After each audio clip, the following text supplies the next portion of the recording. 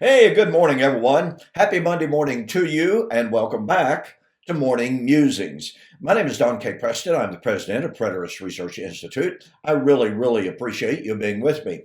First order of business. Most of you know by now that last week I reached a milestone for me. I know that there are others who far exceed this, but on my YouTube channel, I reached 10,000 subscribers. Now, I'm filming this on Sunday morning, and when I checked just a few moments ago, it says that I have 10,007 subscribers. So, thank you. Thank you, thank you, thank you. And by the way, for all of those who posted wonderful comments on both YouTube and Facebook, look, obviously, I mean, this sounds kind of a duh comment, but obviously, without you, this would not happen. And so I cannot tell you how much I appreciate your interest in what we're doing. Some have said uh, that I should have 100,000. Well, believe you me, I wish I did, because that would mean that covenant eschatology, preterism, is spreading even faster than it is now. Now, look, had you told me a few years ago, and I'll be really honest, I don't even remember how long I've been doing these videos. I know it's been a while. I'm way over 3,000 videos, and I haven't even looked at the number, to be honest about it.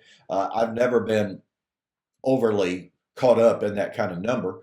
But nonetheless, had you told me a few years ago that I would have a quote congregation of 10,000 people, I would have said, holy cow, is that even possible? For, I've got to tell you, for a small town boy like me, that really is quite remarkable. So I want to thank you. Now, look, we've got 4 months basically left in the year. My goal was to have 10,000 by the end of the year.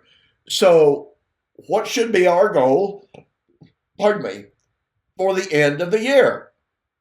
We've obviously got to have another goal. Would that be 10,500? Hey, let's do it, right? Keep spreading the word. Keep sharing. And we can do that. Okay, now, one thing you may have noticed here is I'm still alive. And you're going, well, yeah. And obviously, I say that facetiously. I'm very thankful for that every day that I'm alive. But nonetheless, as most of you know, yesterday on well, actually, it's today as I'm filming this, because I'm filming this on Sunday morning, August the 10th, 2025. This program is airing on the 11th, on Monday morning. So obviously, since I am filming on Sunday morning, I cannot give you a report on what will take place this evening. And that is, I will be debating Tristan Gabriel. Now, why did I say you will notice that I'm alive? Well, it is because Tristan Gabriel has made it a habit over the last few years that if I would ever consent to debate him, he was going to destroy me. Now, obviously, he means that, I'm assuming, metaphorically, non-literally, non-physically. Sure hope that's what he means. Anyway, just over the last weekend, on Friday and Saturday, he was on Facebook bragging and boasting, preterism will never recover from what he's going to do tonight. He says that in our debate, he is going to provide the blueprint for all time on how to destroy the full preterist view. And yet, strangely enough, someone accosted him or accused him of bragging about himself so much. And he said, I've never bragged on myself even one time. Well, which of course is not true, because he has repeatedly, on one venue after another, says, I, Tristan Gabriel, I am going to destroy preterism. I'm going to destroy Don Preston. Now, if you're not bragging on yourself in that, I don't know who you're bragging on. Now, here we are on Monday morning. And Mr. Gabriel says he is going to present some stuff that I've never heard before. Well, I suppose that's theoretically possible. But I will tell you this. You know, I've been around the block a time or two. Pretty familiar with the skeptics' arguments. I have had debates with atheists.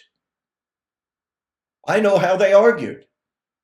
So is Mr. Gabriel going to present something totally different from what, for instance, Richard Carrier presented? Is he going to present something radically different from what Mark Smith presented? I'm really, really curious, and to be very honest about it, I'm quite eager to hear what Tristan Gabriel has to say tonight. I would say to you, the audience, to be sure to go back onto YouTube. The debate will be carried on mythvision.com, by the way. It will be on YouTube. And, pardon me. So I want to recommend that you be sure to watch this debate. Let's see if Tristan Gabriel genuinely has some brand new arguments that Don Preston has never heard before. Now, here's an interesting question. Even if Mr. Gabriel were to be able to come up with some, quote, brand new arguments that I've never heard, does he automatically conclude from that Don Preston will not be able to answer those arguments? Does he automatically conclude that there are no biblical arguments to respond to and to refute his arguments? That's quite a presumptive position to take, it seems to me. And look, I remain to this day open-minded. I have said this on one venue after another. I said this in my interview with Zach Davis last week. We had a fantastic show. I remain nothing but a student. I'm a student of truth. I'm a student of the Bible, which is truth. I'm a student of history. I'm a student of archaeology. I'm just a student.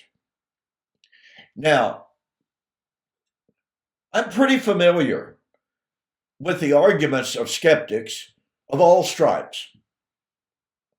Jews, Muslims, agnostics. Pretty familiar with it. I'm fairly familiar with the Bible, as a matter of fact. So, like I said, I'm very, very eager, and I really do look forward to what Mr. Gabriel is going to present tonight, Sunday, August the 10th, on MythVision TV, or mythvision.com, excuse me, to prove that Jesus' predictions failed. There was no resurrection in AD 70. We shall see. I'm really looking forward to it. In the meantime, pardon me. Okay, already 10 minutes into today's video, so I'm obviously not going to be able to get as far as I wanted to and really intended, but I felt like all of this was necessary. You need to know about the braggadocio of Mr. Tristan Gabriel, claiming how he's going to destroy Christianity, essentially.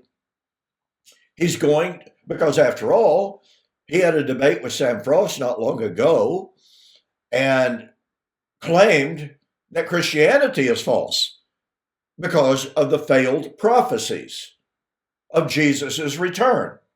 Well, you do know that there are certain presuppositions that lie behind that claim. I know what those presuppositions are. I assume you do too. If you don't, if you're not aware of them, I'll be sharing those tonight in the debate. So I know what he said in the debate against Christianity when he debated Sam Frost. I know what he said in numerous other discussions in which he was debating some people that claimed to be full preterists. As I listened to at least one or two of them, I wondered why they were called that, because the men are not genuine full preterists. They don't even know the position at all, as far as I am concerned, and they even misrepresented what full preterism actually teaches. So in my personal estimation, they were not proper representatives of the preterist view. But I'm going on and on. Let me do this, all right? Since here we are, I'm talking retrospectively of what hasn't happened tonight. So tomorrow, I'm going to go ahead and make a video today that will be a regular video for Tuesday. However, on Tuesday night, William Bell and I, and then Wednesday night, Mike Sullivan and I will do a review of the debate. So here I am Sunday informing you that on Tuesday night and on Wednesday night, both William Bell and Mike Sullivan and I will do a review of the Gabriel versus Preston debate. But that means tomorrow, for tomorrow's video, I should say, I'm not going to try to discuss or say anything else about the debate because obviously, as I do this, it hasn't taken place yet. So I'm going to focus just on the message. So I hope I haven't rambled too much. I hope I've explained kind of where I'm at temporally, chronologically, in anticipation of the debate that will take place tonight, giving you an idea of what's going to take place, giving you an idea of what Mr. Gabriel has boasted and is boasting about. But here's something that I want you to look forward to as you go back and as you watch the debate. One of the fundamental rules of the debate, which I demanded be in place, was neither man, listen very carefully, neither man will introduce any material, will not make any argument that is not directly relevant to the proving or the disproving of the proposition. I want you to keep that rule in mind as you watch the debate. I have some suspicions as to whether or not Mr. Gabriel will honor that rule. He says he's going to. We'll see if he does. In the meantime, like I said, this has been kind of an unusual Monday program in light of what's going to happen tonight on Sunday. So I want to apologize for it, kind of filling in some things. So since I'm not going to be discussing the Israel's feast days and Sukkot and the end of the miracles today, let me just close by telling you about the August 2025 two-book special, all right? My book, Like Father, Like Son, on Clouds of Glory, and Can You Believe Jesus Said This?